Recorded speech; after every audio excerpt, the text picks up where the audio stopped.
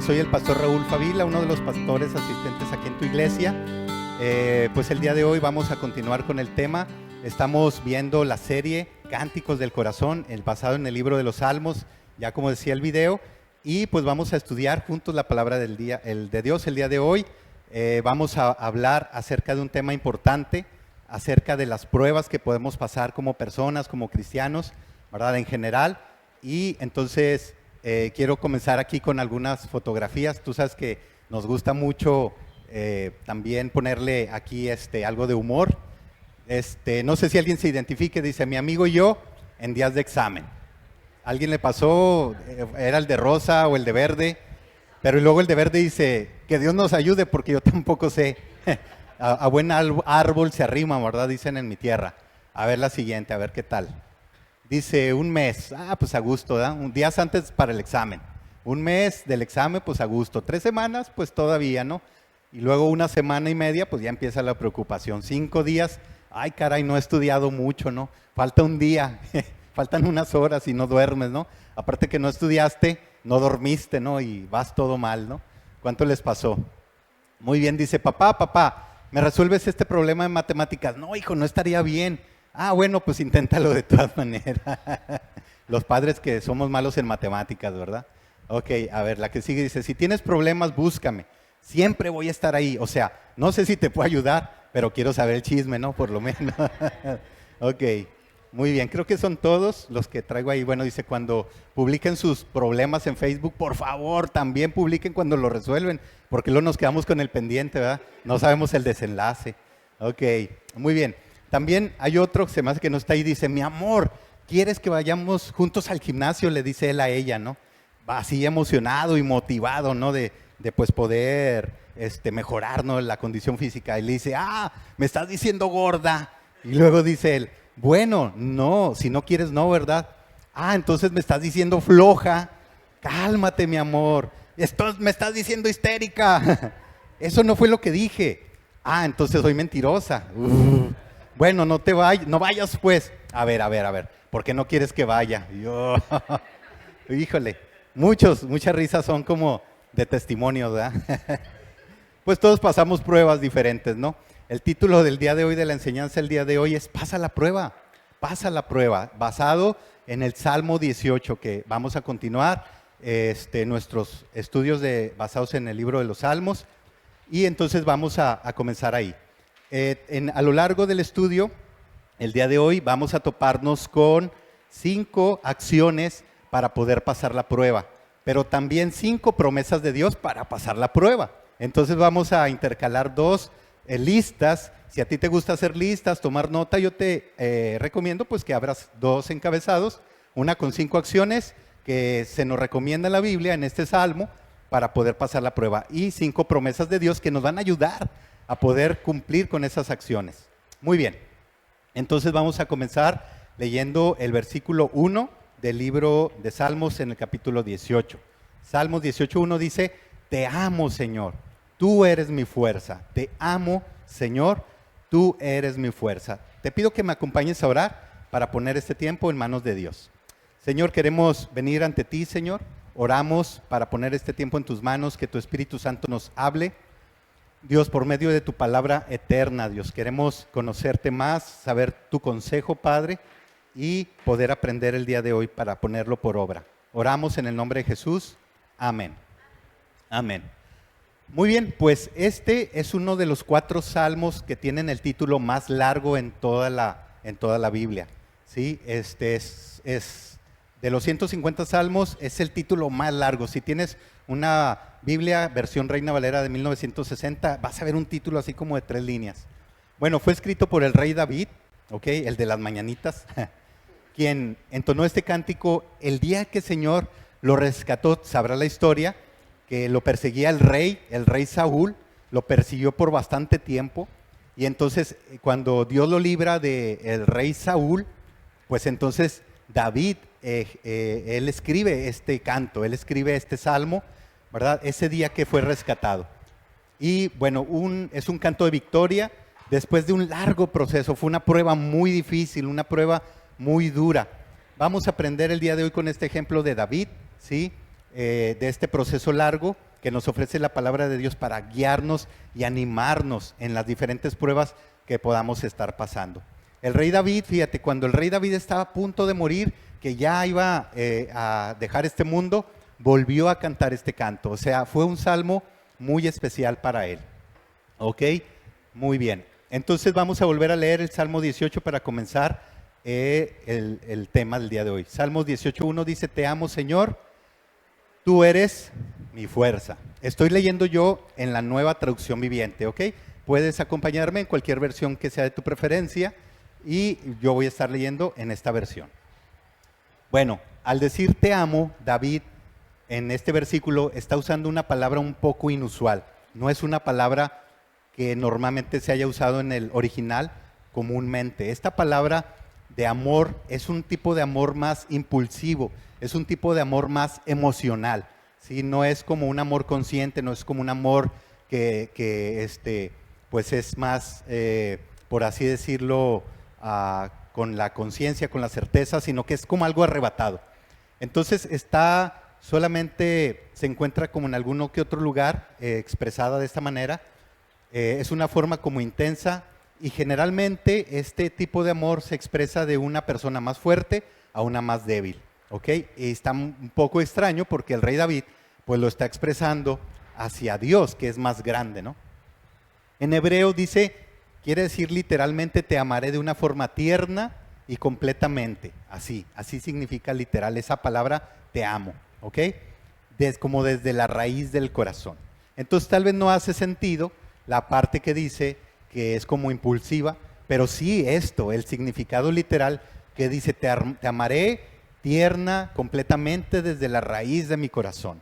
Había sido librado de un gran enemigo por muchos años y entonces pues es una gratitud muy grande. David dijo también te amo pues a Dios que lo libró, no solamente porque lo rescató de esta prueba tan dura, sino por todo lo que Dios hizo a través de las pruebas para convertir al rey David en lo que ahora era. Un hombre fuerte, un hombre que podía confiar plenamente en Dios.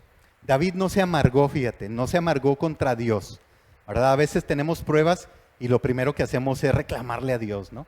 Decir, ¿por qué estoy enfermo, Señor? ¿Por qué me pasó esto a mí? ¿Por qué esto y por qué aquello? Él no se amargó. David, él nunca dijo, bueno, pues ya era hora de que me liberaras, ¿no? Cuando vino la respuesta a su aflicción. No dijo, te tardaste, Señor. ¿Desde cuándo me hubieras ayudado, no? En cambio, estaba agradecido, fíjate la actitud de David. Él estaba agradecido, ¿sí? De que los años de problemas que tuvo hubieran hecho algo bueno y necesario en su vida. David vivió 20 años siendo perseguido por el rey Saúl. 20 años confiando en que Dios tenía el control de su vida. Esos 20 años no fueron fáciles. No lo perseguía cualquier persona, lo perseguía el rey del país, el rey Saúl, rey de Israel. Imagínate que venga contra ti la Guardia Nacional o no sé, o sea, la verdad si un policía nos persigue ya con eso es suficiente, ¿no? Bueno, aquí encontramos la acción número 1 para pasar la prueba. Vamos a emular lo que hizo el rey David. Acción número 1 para pasar la prueba, confía en Dios. Atrévete a confiar en Dios. Piensa en que Dios tiene el control de tu vida. Dale, suéltale, concédele el control de tu vida, de tu confianza. La confianza de David y que podemos aplicar nosotros, pues es el amor que Dios ya nos demostró y el amor que Dios, ¿verdad?, espera de nosotros también tener. Algunas formas que les quiero comentar para demostrar el amor a Dios precisamente, pues es amando a otros, ¿sí? Cuando yo dejo que Dios me ame, que Dios me muestre su gloria, su misericordia, entonces eso me va a generar una confianza. Pensemos en papá o mamá, ¿verdad? No sé quién haya sido más amoroso en tu vida, en mi caso ninguno, pero ahora sé que mi Padre Celestial es muy amoroso. Pero bueno, el punto es que tú pienses, ahora a lo mejor si tú ya tienes hijos y tú eres amoroso con ellos, cuando tú eres amoroso con ellos, tú le estás transmitiendo confianza, ¿sí? Entonces, por eso tiene que ver con el amor de Dios. Y cuando amamos a otros, estamos nosotros dando muestra de que nosotros amamos a Dios. Dios ya nos demostró su amor. cuando resolvió el problema más grave que teníamos, que era que estábamos separados de Él, enviando a Jesús a tomar nuestro lugar y a morir por nosotros en la cruz. Jesús lo demostró siendo obediente y también, pues, por amor a nosotros, Él pudo continuar con su labor en ese sacrificio en la cruz. Él dio su palabra, su Espíritu Santo, todo, la iglesia, etcétera, para que nosotros pudiéramos confiar. A nosotros nos toca responder a ese amor. ¿Y cómo podemos responder al amor de Dios? En primera carta a Juan, la epístola universal de Juan, capítulo 5, versículo 2 dice: sabemos que amamos a los hijos de Dios si amamos a Dios y obedecemos sus mandamientos. Entonces, al amar tú a otra persona que es hijo de Dios, a otro hermano en Cristo, entonces estamos dándonos cuenta que amamos a Dios, ¿sí? Que amamos a Dios a quien no vemos, porque amamos al hermano que sí vemos, ¿ok? Y entonces estamos obedeciendo sus mandamientos. También otra forma de mostrar el amor a Dios, ahí está, 1 Juan 5:3, el versículo que sigue, dice: amar a Dios, perdón, amar a Dios significa obedecer sus mandamientos. Y sus mandamientos no son una carga difícil de llevar. Amar a Dios es tan sencilla la palabra, significa obedecer sus mandamientos. Entonces, cuando obedecemos los mandamientos de Dios, ¿verdad? Estamos demostrando que amamos a Dios. Y aparte no es difícil, dice ahí la palabra de Dios, ¿ok? Así como hay formas de demostrar el amor entre nuestros seres queridos, pues así es para con Dios. Y cuando lo hacemos, pues vamos a tener la confianza de poder tener ese respaldo para pasar cualquier prueba, porque vamos a estar seguros que Dios, nuestro Padre, nos ama, que nosotros estamos respondiendo a ese amor y entonces podemos tener la confianza en que Él estará con nosotros.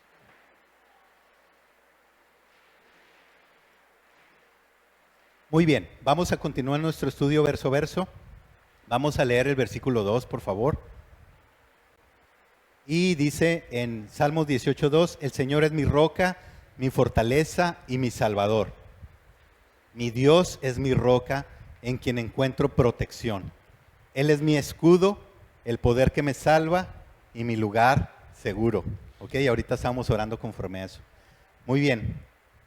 David sabía que esto era cierto antes. Él ya tenía claro que Dios para él era una fortaleza, un refugio, pero lo sabía por fe, ¿ok? Él entendía que podía venir a Dios y podía refugiarse, pero ahora, después de 20 años, después de una prueba tan difícil, David estaba seguro de que Dios era un refugio para él, de que Dios podía salvarlo, de que Dios podía hacer algo por él, porque lo hizo durante 20 años, no fue algo fácil.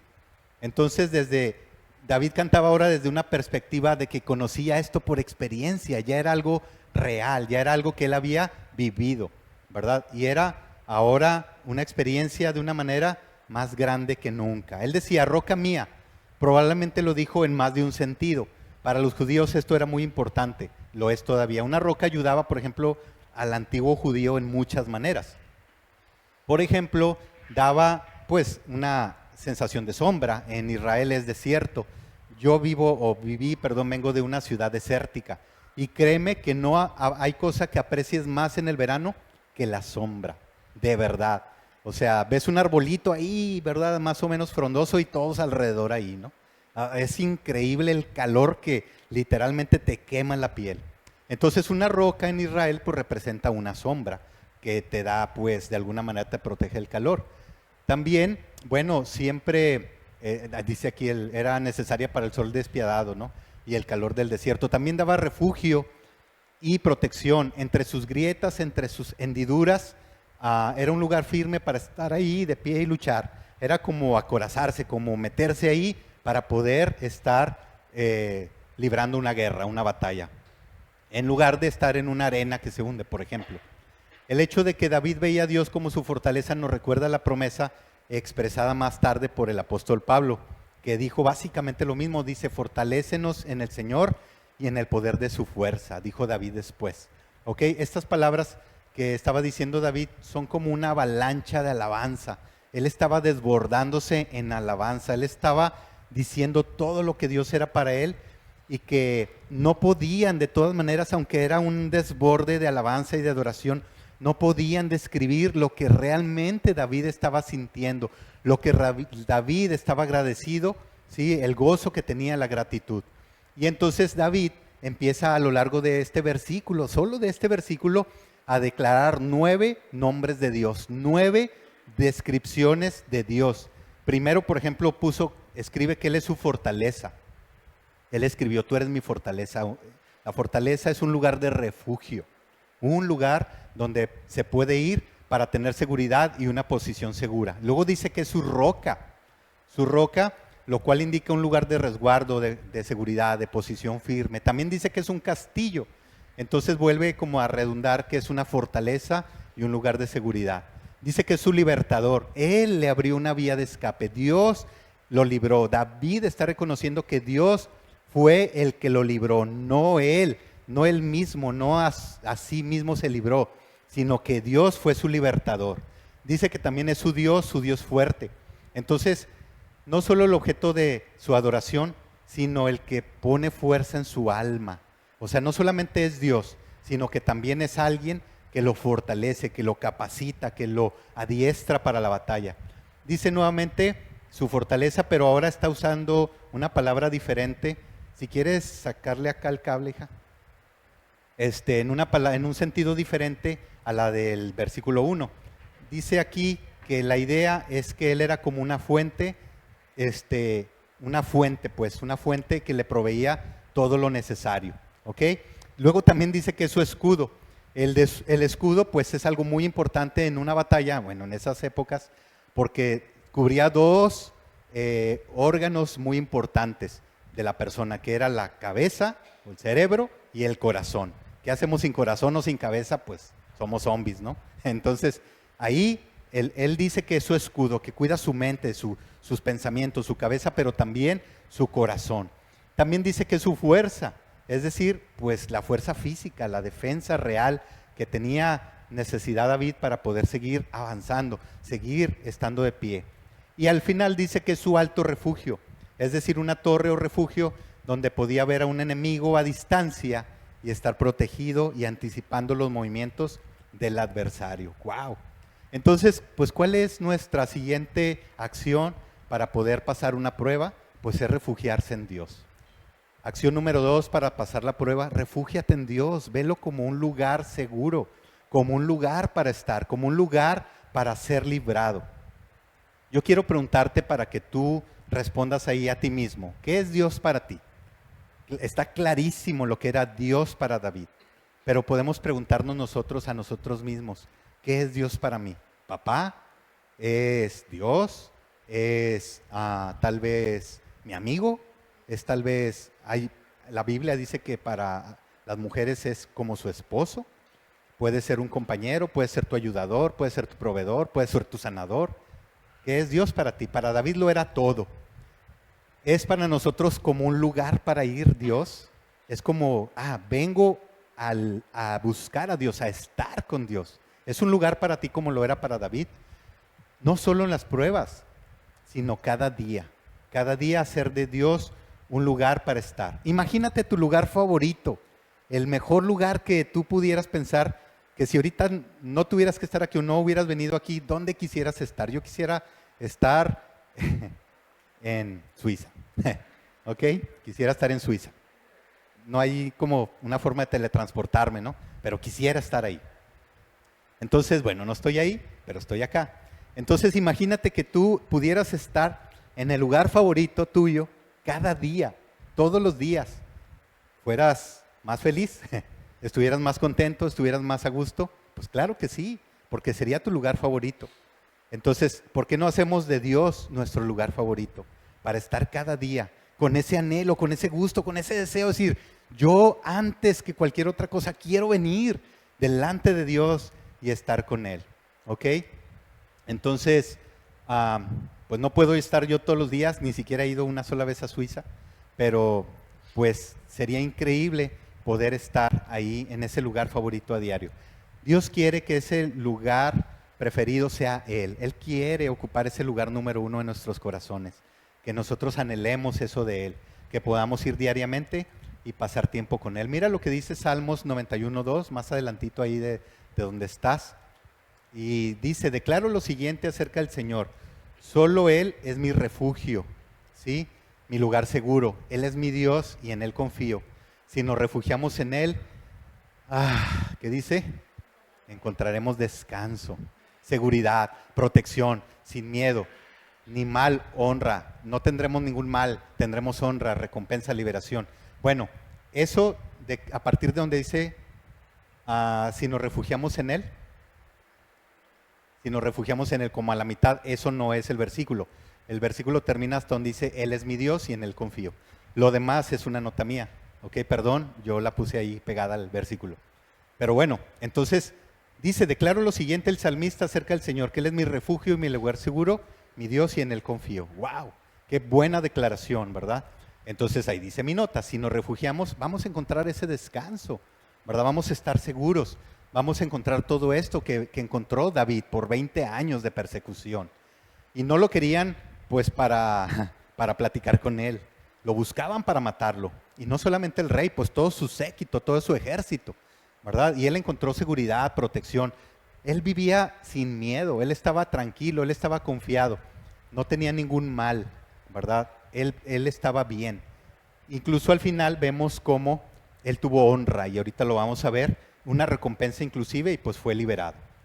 Ok, yo quiero contarte, cuando yo no estaba en Cristo, yo pues estaba muy lejos de Él, vivía una vida de adicciones, una vida desenfrenada. A los 19 años, pues la verdad ya era alcohólico, clínicamente declarado alcohólico. Entonces, pues vivía una vida muy difícil, muy dura, y tenía muchas enfermedades, muchos problemas de todo tipo, económicos, sociales, familiares, de salud, etcétera. Entonces, yo tenía sobre todo una condición muy horrible, que me sentía perseguido. No sé si alguna vez te llegó a pasar a ti, pero yo me sentía que alguien me perseguía. Luego, cuando vine a Cristo, leí en la Biblia que dice que cuando el impío está lejos de Dios, que aún cuando una hoja cae es espantado. Y a mí me pasaba. Yo vivía espantado, yo tenía como delirios de persecución, dicen. O sea, yo sentía que alguien me perseguía, ¿no? Y que me quería hacer daño, ¿no? Entonces, entiendo lo que es no tener, ¿verdad? Entendí lo que es no tener a Dios, lo que no es hacer de Dios un lugar seguro, un refugio, un escondedero, una roca, todo lo que David expresa de Dios. Y ahora que lo conozco, yo puedo estar confiado. Ahora tal vez sí me persiguen, ahora sí tal vez tengo pues a alguien que busque mi mal o no sé, pero pues la verdad es que puedo vivir confiado, aún en todas las pruebas que pueda tener. Vamos a continuar leyendo el verso 3. Yo sé que hay 50 versos en este salmo, no te preocupes, no los vamos a ver todos, solo 10, así es que vamos en el 30%. El verso 3 de Salmo 18 dice, clamé al Señor, quien es digno de alabanza, y me libró de mis enemigos. ¿Ok? En salmos anteriores David clamó desde tiempos de intensa crisis. Ahora clama a Dios con la misma fuerza, pero para alabarlo, porque fue librado. Es triste ver que luego hay muchas personas apasionadas, ¿sí?, a pedirle ayuda a Dios, pero no a dar gracias, ¿verdad? Vemos a personas que están clamando con todo su corazón, con toda su fe, por una respuesta. Pero cuando viene la respuesta, ok, gracias, y ya nos vamos, ¿no? Y David, no, David siguió con esa misma intensidad de clamar, de alabar a Dios, pero ahora por la respuesta de Dios. David no se conformó con la respuesta de Dios. Él no quiso nada más lo que Dios da. Él quiso completamente la presencia de Dios, a Dios mismo, ¿verdad? Entonces es triste ver que muchos pues son apasionados, pero solamente olvidan pues a lo mejor la gratitud y lo demás. Por lo tanto, en este punto, pues es un cántico de alabanza para David. Ser salvo cantando es ser salvo en verdad. David estaba cantando desde su corazón y estaba cantando por haber sido librado. Entonces nos da una muestra de que había sido salvo, había sido salvado en verdad.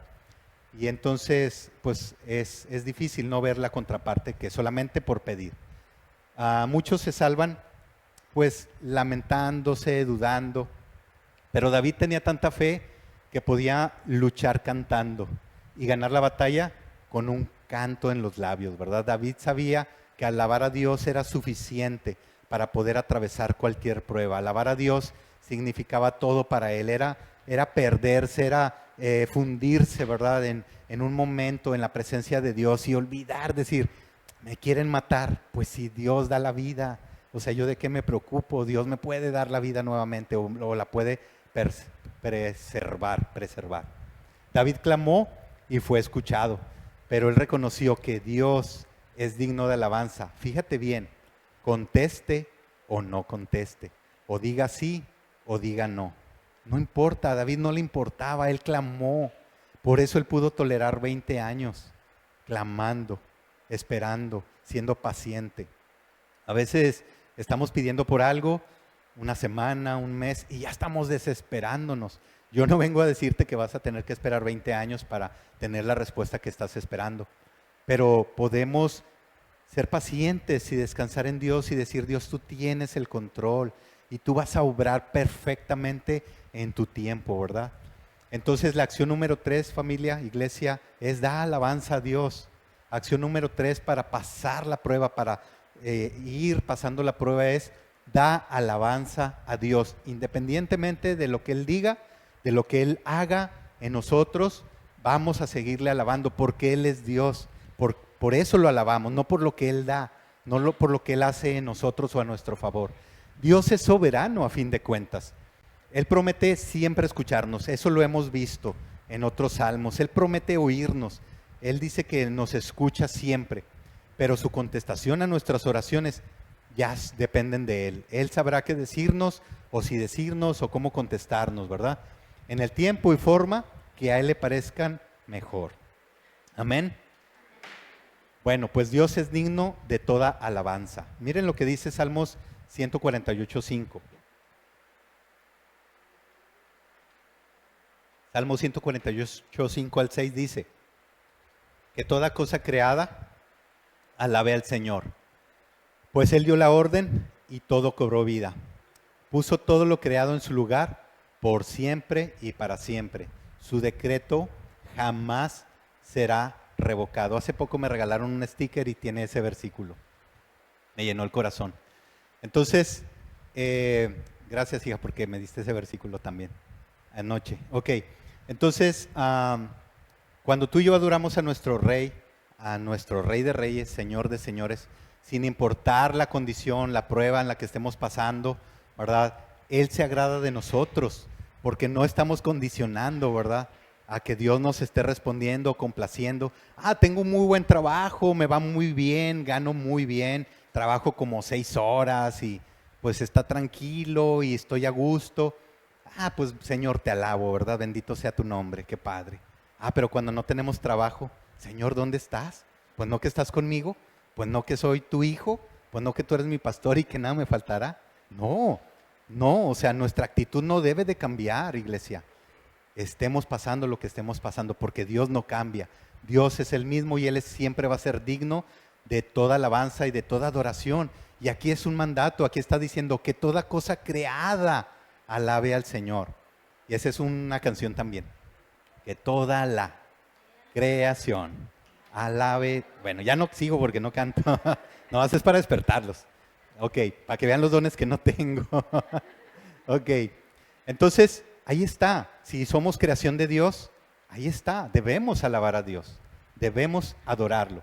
Cuando lo servimos, cuando lo obedecemos, cuando pues nos rendimos a su voluntad, cuando estamos amando a los que nos rodean, lo merezcan o no, cuando lo buscamos con todo el corazón y deseo encontrarlo de todo corazón en oración, en adoración, cuando leemos su palabra, cuando confiamos en sus promesas, cuando le creemos a Dios, cuando esperamos en Él, cuando hacemos todo esto, entonces, ¿sabes qué? Estamos dando alabanza a su nombre, estamos dando alabanza a Dios. No solamente es cantarle, qué padre que podamos cantarle, ¿no? Como ahorita que fue un muy buen tiempo de adoración. Pero la alabanza, la adoración a Dios va más allá de una canción. Es un estilo de vida que confía en Dios, que espera en Dios. Muy bien, vamos a leer ahora el versículo 6 de Salmos 18. Dice, pero en mi angustia clamé al Señor. Sí, oré a Dios, dice, para pedirle ayuda. Él me oyó desde sus santuarios. Mi clamor llegó a sus oídos, dice el versículo 6. Esto fue mucho antes de la posterior construcción al templo físico en Israel. Esto que está diciendo David, ¿verdad? Que él me oyó desde su santuario o desde su templo. Todavía no estaba construido el templo, que luego fue destruido. Pero bueno, ese fue luego el primer templo. Bueno, entonces la ciudad de Jerusalén no estaba con todavía ese templo, ¿ok? Ni siquiera estaba bajo el control israelita en el momento que David escribió esto, ¿verdad? Sino hasta donde se registra en 2 de Samuel 5, del 6 al 10, bueno, es un dato por ahí. Sin embargo, David sabía que Dios tenía un templo, que Dios tenía un lugar, volvemos a lo mismo, que Dios era ese lugar.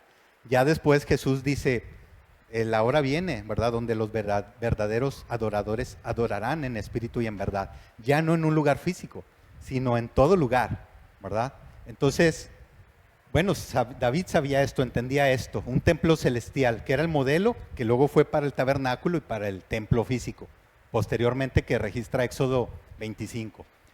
Y entonces, pues sabía David que Dios escuchaba la oración del cielo, desde el cielo, ¿ok?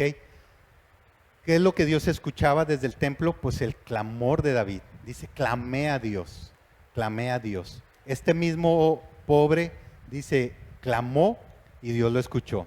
Y el clamor puso en movimiento pues la actividad del Señor, la liberación, ¿verdad? De solo un alma, que solo un alma puede intentar hacer, ¿verdad? Puede ser una cosa pequeña tal vez, pero si el alma, esta alma, tu alma, mi alma ya ha orado, entonces ya no es una cosa pequeña, porque el nombre de Dios ahora está involucrado. Pareció un trabalenguas, déjame te lo explico. Es como que tú estás solo, pues es algo pequeño. Yo tratando de arreglar el problemón, pues es difícil, es algo que me puede aplastar. Pero si yo oro, clamo a Dios, involucro a Dios, pongo mi asunto en sus manos, entonces estoy haciendo partícipe a Dios de esa aflicción, de esa prueba, de esa dificultad, de esa prueba, de esa batalla, y entonces ya no estoy yo solo contra ese monumental problema. Ahora Dios, que es más grande que todo, está a mi favor, está conmigo. Él me ayuda, Él me acompaña, Él me guía, Él me da sabiduría, Él me da fortaleza, todo lo que David decía, ¿verdad? Entonces es muy, muy importante que en tu prueba, que en tu dificultad, estés orando a Dios, estés incluyendo a Dios en la fórmula, estés clamando a Dios. Y esta es la acción número 4 para pasar la prueba. Acción número 4, permanece en oración. Acción número 4 para pasar la prueba, permanece en oración. Dice en la Biblia, orar sin cesar, orar sin parar, orar siempre, en todo momento, en todo lugar, ¿verdad? Es un mandato de Dios, así de sencillo, así de simple. Mira también lo que dice Efesios 6:18.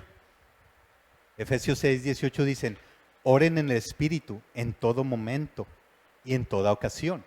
Manténganse alerta y sean persistentes en sus oraciones por todos los creyentes en todas partes. Entonces, ahí está recomendando orar en todo momento y en toda ocasión. ¿Qué es orar en el Espíritu? Orar en el Espíritu es estar conectado con Dios, estar rendido a Dios, estar buscando a Dios, estar en el Espíritu. En el libro de Gálatas 5 hace una distinción de lo que es estar en la carne o estar en el Espíritu. Estar en el Espíritu básicamente es estar buscando a Dios, estar dependiendo de Él. Entonces, cuando oramos en el Espíritu, lo debemos de hacer en todo momento y en toda ocasión, persistiendo en oración, dice ahí en Efesios 6:18. Entonces, bueno, yo me dedico a las computadoras y yo ofrezco a mis clientes pólizas de mantenimiento preventivo. ¿Qué es esto? Pues yo les digo, mira, yo voy a tener tus equipos siempre funcionando. Tú me pagas una iguala o una cantidad al mes fija y yo me voy a encargar de que tus equipos siempre funcionen. Ah, ok, ¿me lo garantizas? Sí, te lo garantizo. Ok, entonces ahí está, hacemos el contrato y listo. Yo tengo una cantidad por un cliente fija cada mes, ¿verdad? Y entonces yo me dedico a revisar su equipo, yo le quito el polvo, le quito los virus, lo mantengo previamente a que se descomponga. Es un mantenimiento preventivo, ¿ok? Hay quienes me dicen, no, no, no, no, no, no, no. Yo hasta que me falle, ¿verdad? Entonces ya te hablo. Ah, está bien, te voy a cobrar más, pero pues, está bien. Es trabajo igual, ¿no? Y tú vas a estar en la bronca porque te vas a quedar sin tu compu, no sé cuánto. Entonces, ok, bueno. Entonces yo tengo muy en claro lo que es un mantenimiento preventivo, ¿verdad? Y pasa lo mismo a las computadoras, a todo lo que sea, pues, que necesita, pues, un mantenimiento.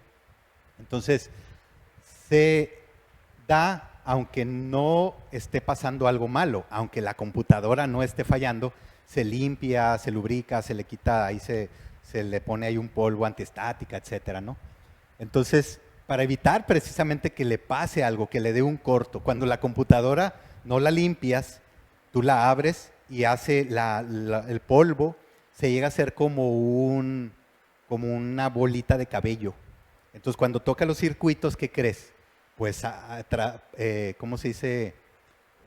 Pasa electricidad, ¿sí? Entonces, hace un corto, ¿sale? Entonces, cuando viste que la computadora le salió humo, pues es que nunca se le dio mantenimiento. Entonces, tú cuidas el equipo, le das mantenimiento para que no pase algo malo, para que no le afecte tanto, porque si no le hice el mantenimiento, yo llego y digo, está quemada la fuente de poder o la tarjeta madre, entonces pues hay que comprarle eso y cuesta tanto. Ay, caray, pues sí le hubiera dado el mantenimiento mejor, ¿verdad? Ah, bueno, te lo dije. Ahora sí vamos a hacerla, ¿no? Y me pagas la compostura. Ok, entonces, ¿sabes qué? Es lo mismo en la oración. No voy a orar porque tenga un problema. Voy a orar porque Dios es Dios y porque yo quiero que todo esté bien, que yo esté en una relación correcta con Dios. Yo estar confiando en Él siempre, esté bien o esté mal. Tenga dinero o no tenga dinero. Si yo tengo dinero y estoy buscando a Dios, ¿sabes qué? Quiere decir que mi confianza no está en el dinero, ni en el trabajo, ni en mi salud. Tengo salud, ¿para qué busco a Dios? Estoy saludable, todo me funciona. Sí, ¿verdad? ¿Cómo no? No me puedo ni levantar en la mañana. Pero entonces, cuando de verdad buscamos a Dios a pesar de que todo esté bien o todo esté mal, quiere decir que estamos buscando a Dios por lo que Él es, ¿verdad? Falle o no, así como esas luces, pues entonces venir a orar, clamar a Dios, ¿ok? Orar porque, pues orar me acerca a Dios, porque a Él le agrada, porque somos sus hijos, porque Él anhela que estemos en su presencia. Orar no es solo pedir, orar es estar con Él, es como un lugar, vuelvo a repetir. Aquí vamos a encontrar en el versículo 16, te invito a leer el versículo 16 de Proverbios 18, Salmos, Proverbios ya los estudiamos, ahora estamos en Salmos, Salmos 18, en el verso 16 dice, Él extendió la mano desde el cielo, diciendo David, y me rescató, me sacó de aguas, ¿qué dice? Profundas, me rescató de aguas profundas, dice que Él metió la mano y me rescató, ¿verdad? Como cuando alguien pues se está ahogando. Y entonces aquí encontramos la promesa número 1. ¿Te acuerdas que te había dicho que íbamos a encontrar 5 acciones para pasar la prueba, pero también 5 promesas de Dios para ayudarnos a tomar esas acciones? Y la primera promesa es que Él te rescatará. Promesa número 1 para pasar la prueba, Dios mismo te va a rescatar. Si Dios permitió una prueba, Él está contigo, Él promete estar contigo. Este tema del día de hoy, queridos hermanos y amigos en Cristo, no es para evitar la prueba. El título no dice cómo evitar una prueba, dice cómo, dice pasa la prueba. Te está invitando a que pases la prueba que sí o sí va a venir. La diferencia va a ser si lo haces tú por tu cuenta o lo haces con Dios. Que Él promete aquí rescatarnos. Él dice aquí que Él extendió, Él lo hizo con David, Él extendió la mano. David lo está confesando porque Él lo experimentó. Él me rescató, me sacó de aguas profundas, donde nadie más podía rescatarme. En el versículo 20, vamos a leer, iglesia, por favor. Salmos 18:20 dice, el Señor me recompensó por hacer lo correcto. Me restauró debido a mi inocencia. Yo quiero preguntarte antes de darte la promesa. ¿Crees que David tuvo pecado o no? Sí. ¿David se equivocó? ¿Sí o no? ¿Crees que la regó muy feo? ¿Sí o no? Mucho. Muy feo. Sin embargo, dice que lo recompensó por hacer lo correcto. ¿Qué fue hacer lo correcto? No está hablando del pecado. Él no se está enfocando en lo que hizo mal o bien. Él se está enfocando en hacer lo correcto. ¿Y qué es lo correcto? Buscar a Dios. David hizo algo correcto, que fue confiar en Dios, que fue alabar a Dios, que fue esperar en Dios, que fue clamar a Dios. Eso es lo que David está diciendo aquí, ¿sí? Él está diciendo que él hizo lo correcto en la prueba y fue incluir a Dios en la prueba, dejársela a Dios en las manos. David no estaba libre de pecado, pero él confiaba en Dios. Y esto es un tema muy importante, iglesia, porque a veces nosotros dejamos de recibir las bendiciones de Dios porque pensamos que le hemos fallado y que no somos dignos. Y te tengo una noticia, sí, efectivamente, no somos dignos. Nadie aquí somos dignos. Yo soy el último. Si fuéramos dignos, créeme que yo soy el último aquí. Pero Dios quiere bendecirnos. Dios en su gracia, en su misericordia, Él nos extiende como un regalo su amor y sus bendiciones. Claro que tenemos que hacer lo correcto, claro que tenemos, como David, buscar a Dios, confiar en Dios, guardar su palabra, etcétera, obviamente, ¿verdad? Pero no depende de nosotros, no depende. Si un día, por ejemplo, dices, yo venía orando los 364 días del año y luego un día no oré, ya estoy mal con Dios y ya no merezco sus bendiciones. No es así, no es así. O sea, no es por nuestras obras, es por su misericordia y por su amor. Claro, si nosotros le respondemos es en respuesta a ese amor que Él nos da primero. Entonces, en el versículo 20 encontramos la promesa número 2. La promesa número 2 es que Él te va a recompensar. Él te va a recompensar. Dice David, Él me recompensó.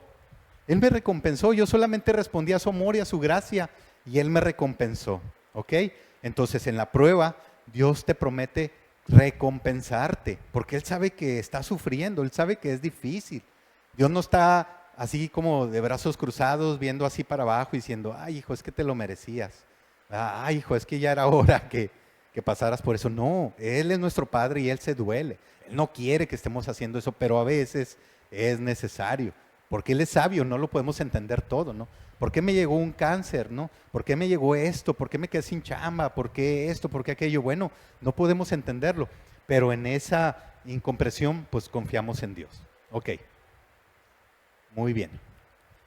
Dice en el versículo 27, rescatas al humilde, pero humillas al orgulloso. Dios ama dar gracia a los humildes. Lo vemos a lo largo de la Biblia. Y dice que resiste a los orgullosos en Santiago 4:6 y en 1 de Pedro 5:5. Dice que Él, en este versículo 27, en la versión Reina Valera 60, dice que Él rescata al pueblo afligido, ¿verdad? Y David, bueno, está usando una palabra hebrea que dice ani, A-N-I. Se refiere a los pobres, afligidos, necesitados. Entonces, no es que un humilde sea un pobre, afligido y necesitado físicamente. Es un pobre, afligido y necesitado espiritualmente. Si tú reconoces que necesitas de Dios, entonces estás siendo humilde, ¿ok? Y aquí encontramos la acción número 5, sé humilde. Humilde entonces no es, ¿verdad? Sino cuando reconocemos que nuestra más grande necesidad es Dios mismo. Entonces estamos siendo realmente humilde. Humildad no es decir, ay no, es que yo no puedo lograr nada, ¿verdad? Yo no sé nada, yo no puedo, yo la verdad soy muy malo, ¿verdad? Para todo esto. No. Eso no es humildad, eso es falsa humildad. Humildad real, así, por ejemplo, en mi caso, masculina, humildad real es decir, Dios te necesito. Yo no puedo con esta vida sin ti. Yo necesito para tomar decisiones, para poder bendecir a otros, para poder estar de pie, etcétera.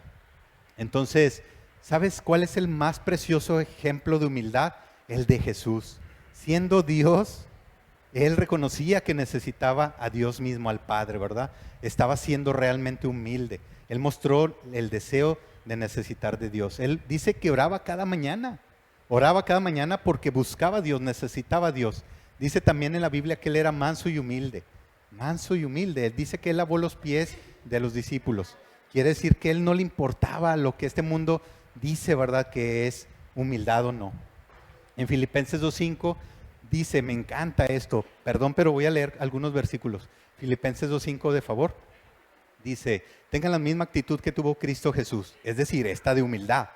Aunque Él era Dios, no consideró ser igual a Dios como algo a que aferrarse, ¿ok? Ah, dice, en cambio, renunció a sus privilegios, gracias, divinos, adoptó la humilde posición de un esclavo y nació como un ser humano. Cuando apareció en forma de hombre, se humilló a sí mismo en obediencia a Dios y murió en una cruz como morían los criminales. ¿Qué mejor ejemplo que Jesús? Y dice ahí en este versículo de Filipenses, ¿verdad? Tengan la misma actitud que tuvo Jesús, de humildad, es decir, de dependencia de Dios. Si Jesús necesitó, ¿verdad?, de Dios mostrándose humildad, ¿nosotros qué podemos esperar? Claro que necesitamos de Dios, iglesia. Claro que necesitamos buscar a Dios. Necesitamos de su consejo, de su fuerza. Necesitamos de su palabra, de su sabiduría, etcétera, etcétera, etcétera. Vamos a leer el versículo 43 para ir cerrando. Fíjate, vamos a leer la primera parte del versículo 43 de Salmos 18. Dice, me diste la victoria sobre los que me acusaban. Me diste la victoria sobre los que me acusaban. Y encontramos la promesa número 3 para pasar la prueba. La promesa número 3 es que Él te dará la victoria. Él te dará la victoria, no tú, no tu sabiduría, no tu capacidad, no tu experiencia, no tu hombría. No, Él, Dios te dará la victoria. En el versículo mismo 43, pero en la segunda parte dice, me nombraste gobernante de naciones. Ahora me sirve gente que ni conocía, ¿verdad? Que ni siquiera conozco. Y aquí la promesa número 4 es que Él te proveerá de lo necesario. Dice David que él llegó a tener gente que le servía que ni conocía. Y lo servía, lo cuidaba, lo protegía, le daba consejo, etc. Entonces vemos la mano de Dios proveyendo, la mano de Dios dando lo que era necesario. En el versículo 44 de Salmos 18 dice, en cuanto oyen hablar de mí, se rinden. Es David narrando, ¿verdad? En cuanto oyen hablar de mí, se rinden, naciones extranjeras se arrastran ante mí. La promesa número 5 es que Él te hará justicia, ¿sí? Para pasar la prueba, promesa número 5, Dios te hará justicia. David no había hecho nada en contra del rey Saúl. Él de hecho no, él tuvo la oportunidad de matarlo y no lo hizo. Dijo, yo no puedo levantar mi mano en contra del ungido del Señor. Él fue justo, David aplicó justicia, David esperó en la justicia de Dios, pues. Y Dios, ¿verdad?, le hizo justicia. David le hizo justicia también. Ok, finalmente en el versículo 50 dice, le das grandes victorias a tu rey, le muestras amor inagotable a tu ungido, a David y a todos sus descendientes para siempre. David tuvo grandes triunfos, un gran triunfo a través de esta gran lucha. ¿Sí? Dice que en la primera parte dice, das grandes triunfos a tu rey. David podía decir esto con toda confianza. No solo porque Dios le daba triunfos o le dio este triunfo, sino porque más importante, lo había hecho su rey. ¿Sí? Entonces Dios había depositado la confianza en David y lo hizo rey. David sabía por esto, ¿verdad? Entonces que pudo asegurarse de que Dios tenía algo para él. Él no usurpó o aprovechó la condición de Saúl para matarlo y entonces él ser rey, porque él fue ungido rey antes de ser perseguido por 20 años. O sea, esos 20 años David se mantuvo con la promesa de Dios de ser rey. Entonces cuando sucedió, pues David dijo, yo confié en Dios y aquí veo esa victoria. También dice que hace misericordia a su ungido.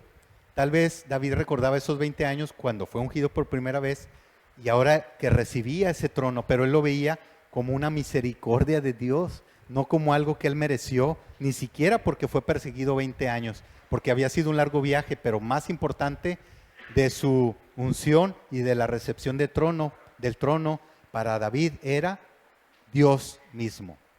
Y dice que hace esto a David y a su descendencia para siempre, ¿verdad? Y vemos a través de la historia que Dios se lo cumplió. Entonces, si queremos ver en nuestras vidas victorias sobre nuestros enemigos, sobre nuestras dificultades, problemas, etcétera, debemos imitar a David y sobre todo a Jesús, que aprendimos también en las actitudes y acciones que tuvieron. ¿Ok? Iglesia, hermanos, amigos, Dios quiere que salgamos adelante de nuestras batallas, que pasemos cada prueba y que podamos confiar en sus promesas, simplemente hacerlo natural. Nos toca esforzarnos, nos toca confiar en Dios, buscarlo de todo corazón diariamente, más allá de nuestras circunstancias, y vamos a poder ver la mano de Dios en nosotros a través de la prueba, para poder pasar la prueba, el cual es nuestro título el día de hoy. Y aquí terminamos, aquí llegamos al final de nuestras buenas nuevas, de nuestra buena noticia acerca de pasar la prueba, basada en Salmos 18. ¿Ok? Para despedirnos de este lugar, yo quiero preguntarte algo muy importante, y es si tú has nacido de nuevo. ¿Ok? ¿Qué es esto de nacer de nuevo? Tal vez no lo habías escuchado antes, y está bien. Es una pregunta rara, extraña, poco común, pero que tiene mucho sentido, ¿sí? Te quiero explicar en qué consiste, cómo es esto, qué es esto de nacer de nuevo. En Juan 3 se narra este suceso y está un hombre muy religioso, muy poderoso, que vino a buscar a Jesús de noche para alabarlo y para exaltarlo y decir: Señor, yo sé que tú vienes de Dios por las obras que haces. Pero Jesús le cambia el tema y le dice: hey, ¿qué onda? Te aseguro esto. Y le dice: de cierto te digo que el que no naciere de nuevo, aquí está, nacer de nuevo. Dice: no puede ver el reino de Dios. Entonces esta acción, esta frase cobra algo de mucha importancia en nosotros, porque nacer de nuevo dice que significa o se traduce en ver el reino de Dios. La Biblia dice ahí mismo en Juan 3, en todo ese capítulo, que nacemos de nuevo cuando nosotros de repente agarramos el rollo, despertamos y decimos: hey, no he considerado a Dios en mi vida, no he participado a Dios de lo que yo he hecho, he vivido una vida sin Dios y por tanto he hecho cosas que no le agradan como consecuencia, que llamamos pecado. Pecado es errar, es no dar en el blanco, es equivocarse. Entonces, cuando tú reconoces eso y vuelves en sí, dices: hey, yo he estado mal delante de Dios. Entonces, es la primera acción. La segunda es que ahora pones tu confianza en Jesús y en su obra en la cruz. Arrepentimiento y fe, entonces te llevan a nacer de nuevo. Y se da esta grandiosa verdad de ver el reino de Dios. Hay otro único lugar, son dos lugares. Si no es el cielo, el otro es un lugar de tormento eterno, donde dice que es el lloro y crujir de dientes. Jesús mismo, de su boca, Él habló del infierno. Yo lo leí y Jesús mismo lo menciona. Es real. A veces el diablo le conviene que no crea a la gente que hay un infierno, porque entonces pues no quiere salir de ahí si es que está ahí, ¿verdad? Entonces, a través del nuevo nacimiento, un nacimiento espiritual, Dios quiere rescatar tu vida. Él está muy interesado en que no hayamos ese lugar horrible, eterno, lejos de Dios, y por eso proveyó a su Hijo, para que pudiera tomar el lugar que nosotros nos tocaba, pero que no podíamos hacer, que no podíamos pagar, un precio que no podíamos pagar. Y entonces, pues yo te invito a que puedas poner tu fe, tu confianza, tu arrepentimiento en Jesús, para que sea rescatado de ese lugar lejos de Dios, que fue creado solamente para Satanás y sus ángeles caídos, ¿verdad? Jesús, Dios no quiere que vayamos ahí.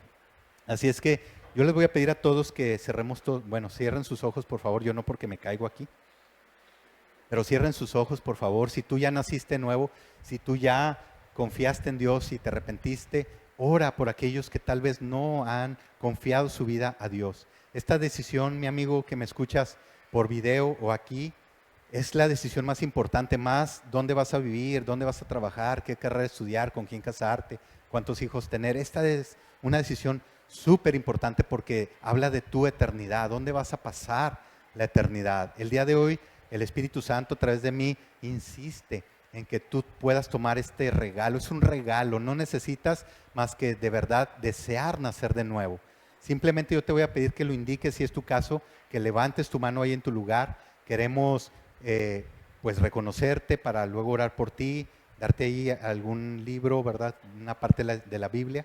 Entonces yo quiero preguntarte, si tú estás aquí el día de hoy, tal vez no es una casualidad que hayas llegado, que hayas escuchado este mensaje de salvación gratuita, de simplemente arrepentirse y creer en Jesús para nacer de nuevo. ¿Hay alguien en este lugar el día de hoy que quiera nacer de nuevo, tomar este regalo, que nos indique levantando su mano? Quiero dirigirme a las personas que tal vez están en el video.